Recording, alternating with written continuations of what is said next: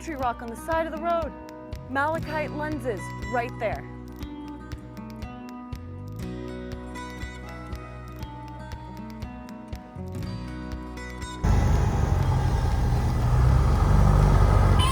Hey everybody, and welcome back to Elley Knows Rocks. Today I am standing at the Grand Gulch Mine just outside of the Grand Canyon, and the beautiful Pigeon Canyon is right behind me. I am standing in front of the old miner's office. So like heads of the mine would have been in this area.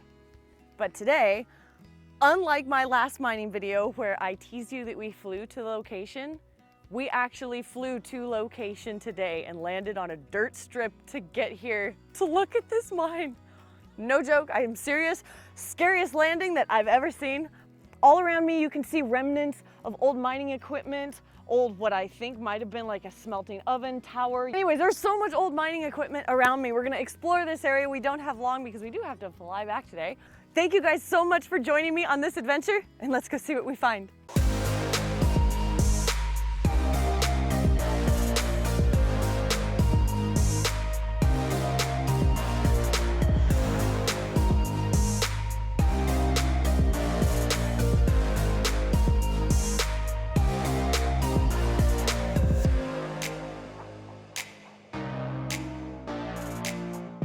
I am at the Lake Havasu Airport, and Dan is doing the last checks on the plane. And hour and 18. we have an hour and 18-minute flight. So this will be the first trip that we are actually flying to an area and landing for one of these videos. So that's pretty cool. We'll see if we're able to do it. And if we're not, you're not watching this video right now. And while sightseeing, we have Lake Mead to our left, and in front of us we have amazing tilted sandstone, mixed with limestone as well. Look at the tilt on that. That is some really impressive geology. And then we have the Colorado River that is coming out of the Grand Canyon. As we know it, the Colorado River cut the Grand Canyon and provides great water recreation for both Lake Mead and Lake Havasu, which are really just wide spots in the river. It's also known that the Grand Canyon and the Colorado River are approximately the same age. And then the scariest thing I've seen in a while, our landing strip right on top of the mesa by the Grand Gulch Mine in Pigeon Canyon. We did, I think, 3 flybys before we decided exactly which landing strip we were going to use, which also gave us a great aerial view of the mine that we were about to go explore. Dan has never landed the plane on a dirt strip like this before. It's not well groomed or maintained. So here we go.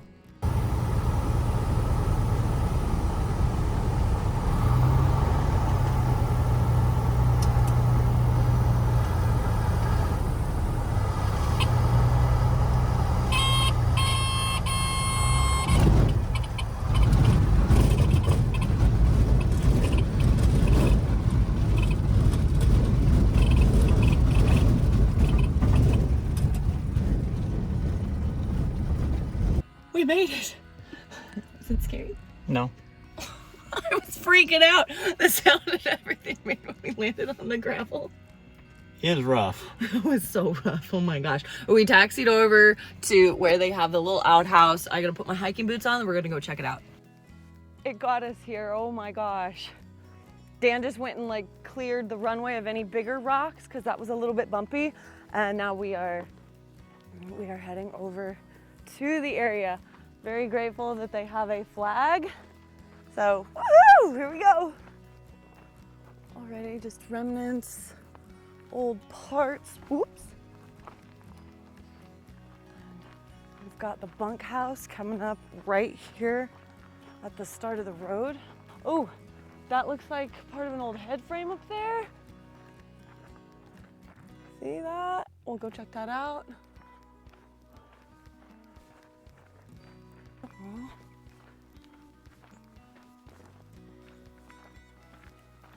Oh, look, sounded like a bumblebee. Okay, do you want to, oh, that's a lot of bees. Do you think they're inside? Okay. Okay, coming, whoop. Wow. Oh, it's surprisingly clean in here. isn't it? Mm-hmm. Instant temperature change and everything. Okay, it always worries me though that there's gonna be something like hanging right in the next room. Wow, what a cool view though, right? Mm-hmm. Wow. Oh, and you can look over there and you can see all the mine workings. Sweet. Yeah, this was their old bunkhouse. They would have all slept in here. Woo! Bees. No, it was a bird. Oh, bird. Yeah, it's got a nest up there and everything. I didn't mean to scare it. See that? Oh, it's a box. Yeah. That's a stout though. I know, look at those beams. It's intense.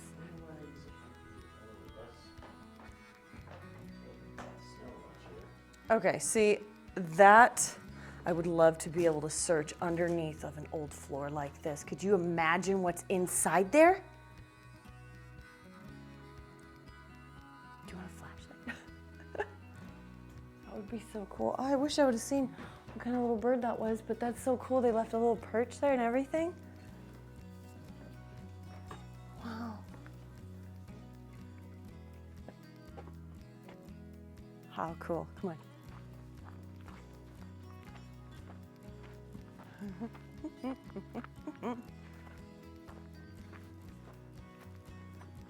It's totally an old outhouse. Oh, and somebody has definitely already dug down and cleared out anything that would be at the bottom. Oh no, that's the best place to look for stuff. They would throw garbage and old bottles in there. Are you kidding? Yeah, just stuff would have been down inside there. Well, the poo part would be gross, but you think anything's left in there? Bummer. Bummer. Wow. Check it out. Look at all the old stuff.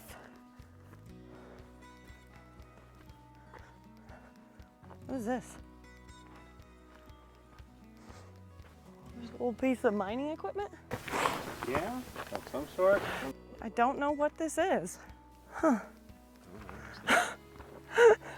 Look at these old brick buildings. This would have been the miner's shop, like the head office. Not this little one, but the one right around the corner. I'm not sure what this little one was called again, but this one right here would have been the main office. Wow, isn't that cool? Oh, neat.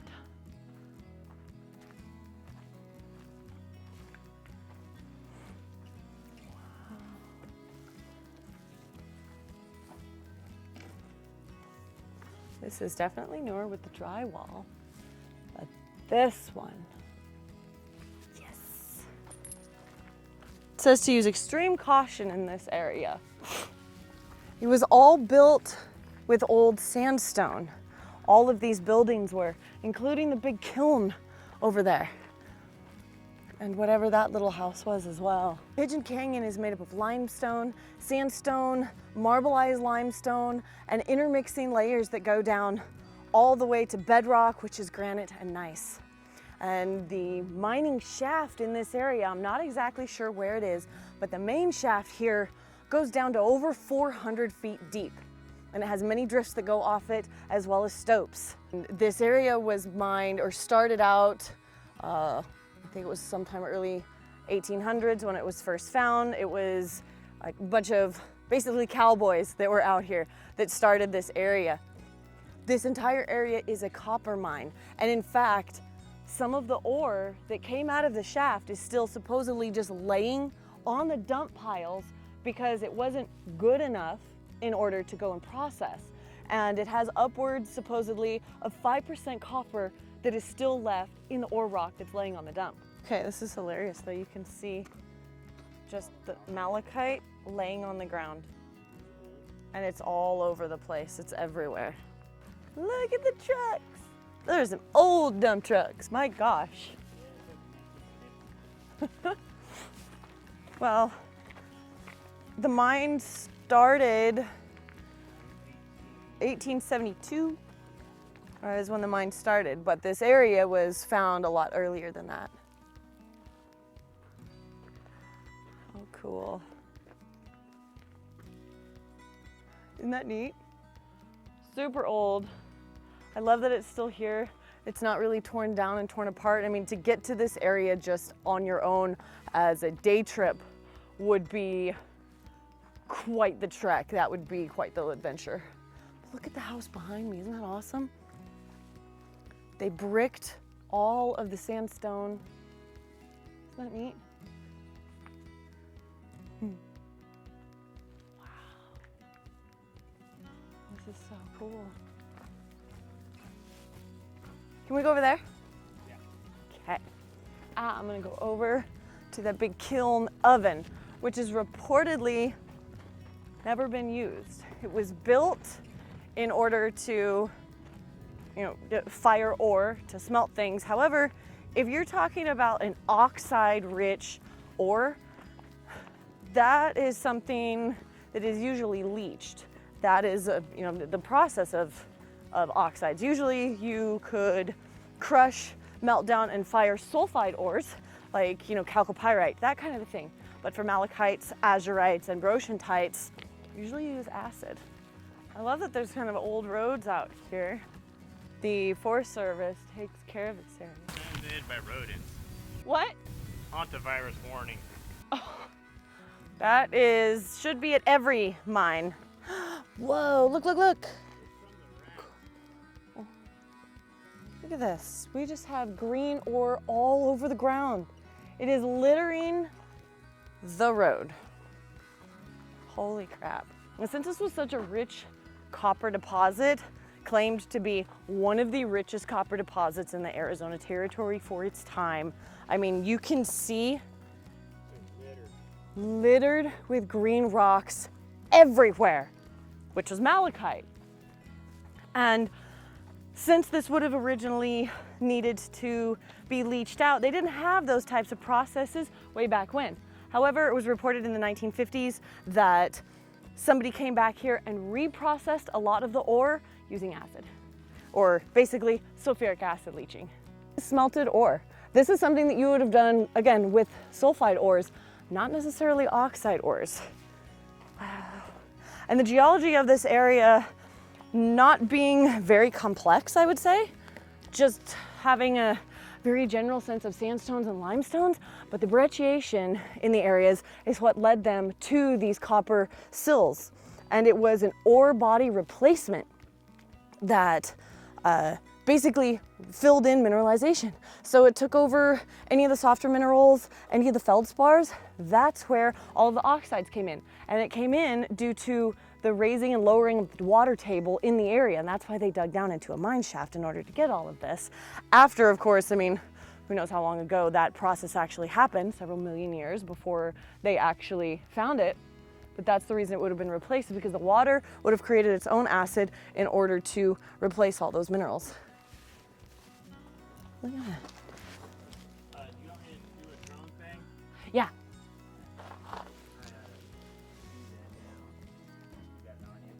Yes. This is so cool. Main ore rocks that they were looking for in processing were malachite, like we've been seeing on the ground, azurite, which is very bright blue, and brochentite, which is very close to dioptase, but not exactly so. But you can see, oh, okay, we might have all three of them on the ground right here. Check this out. These are the copper ores. We have all of them right here that they were looking for. We have brochentite, we have malachite, we have azurite, and then we have malachite mixed with chalcocite, which is the chalcocite is the black stuff. Isn't that amazing? These are the richest copper ores I've seen in a long time. Look how great that little piece is. Really beautiful, like crystalline fibrous malachite. That is some rich copper ore. Wow, the dump piles are just littered with it. They're all green. Beautiful, beautiful green chunks everywhere. Look at them. Just green chunks all over. And who doesn't love some beautiful, beautiful little calcite crystals? Oh my gosh, amongst all of the green ore. If you guys are new to my channel, please don't forget to hit that subscribe button, like, comment, and share. It's the #1 way to support your favorite creator. If you like what I'm doing, I have a ton of other videos on mineralogy, geology, and of course, beautiful abandoned mines. This old little processing area. Ooh, that is definitely a portion of a head frame right there. Looks like an ore chute area. Part of this was a classifier. The wildflowers smell so amazing on these bushes right now. Part of some tracks. This could have been part of a flotation system. Like they should have like old conveyor belts on them, but this might have been flotation or something for processing, right? Yeah. For sure.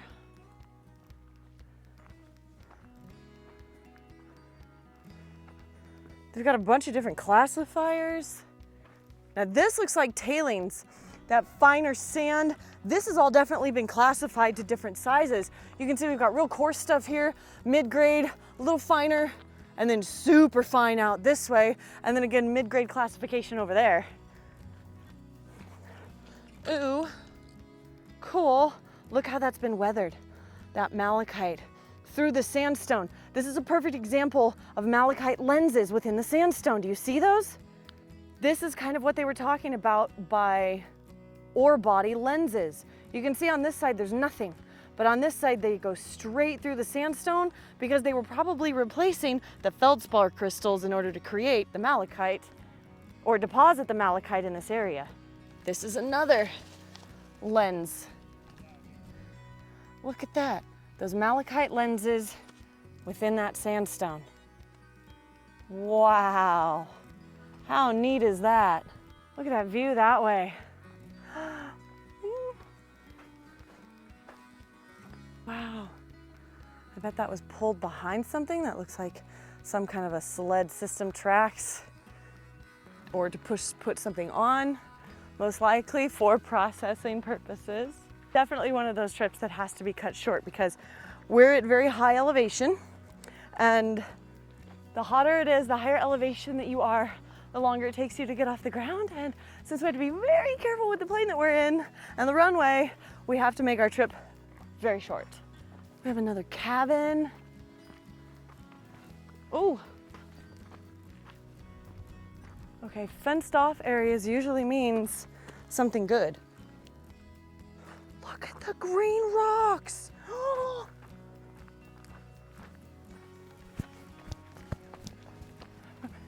We're running, we're running. Whoa, cool. This is part of a mill, no? No, this. Oh, this wasn't it? Look at the cabin. Oh my gosh.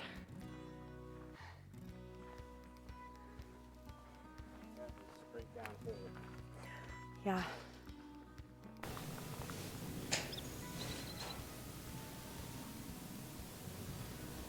We're a long ways. No, don't go to the other side. Yes. It's very, very deep.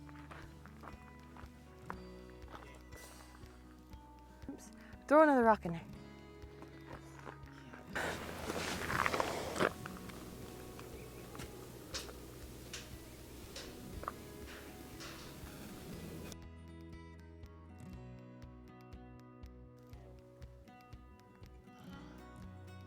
I don't know if it's getting anything at all. Look at that though. Like they did a lot. Oh, there's another one. Yes. I'm not gonna hurt myself, I promise. Okay. Dan's always worried. Ah! Oh, okay. It's just a gopher snake. Oh my gosh. See him right there? Gopher snake. Hi, dude. Big old snake. He's fine. They're harmless. I know. That freaked me out though. Hey dude, how's it going? There's a rock down there. Okay. Oh, that's just a prospecting pit. Sketchy.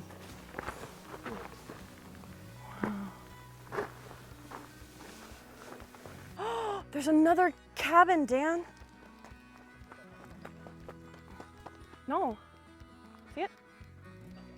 Yeah, I mean, it's not great, no. But I mean, these are how old? I'm curious what's in that hole. So I'm pushing over into some rocks because I believe that that used to be probably a big old shaft. I think that this used to be something main and they pushed rocks into it. I'm not sure though. It's hard to tell.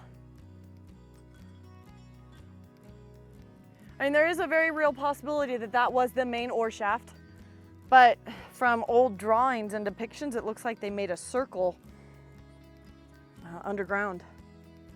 Rattlesnake bite anywhere would be bad. I'm so enamored with all of the green stuff on the ground. Oh my God.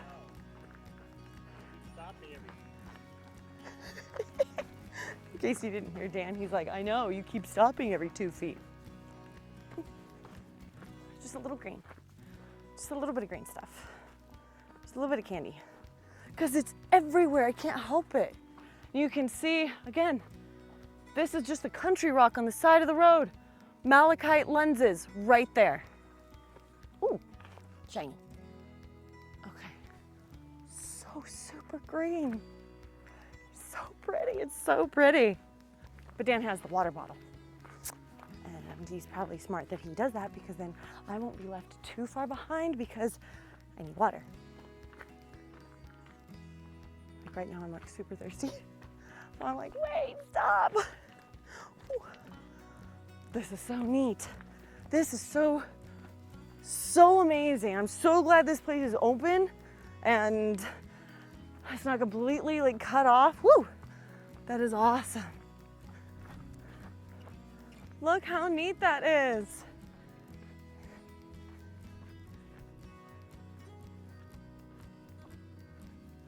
Walking up to things like this, we're out in the high desert because I think we're at 4,400 feet or something. Close to that. I'm just seeing this stuff out here. It's so cool. Here we go. We are loading up to take off and fly back home. Woo-hoo. Hopefully we make it. I'm kidding. Look at that. That's Pigeon Canyon. Isn't that amazing?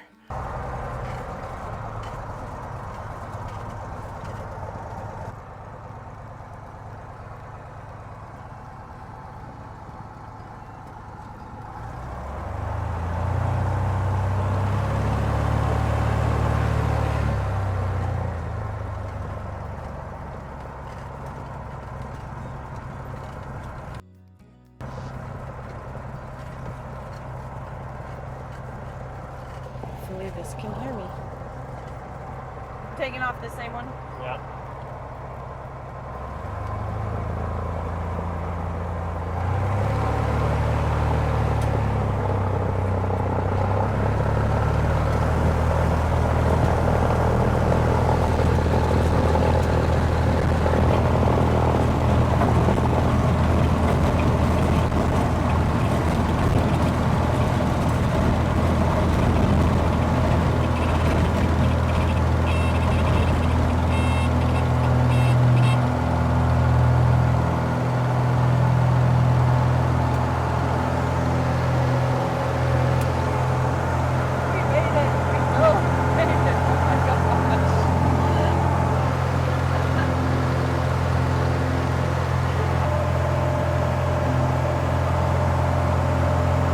Guys so much for joining me on this little adventure.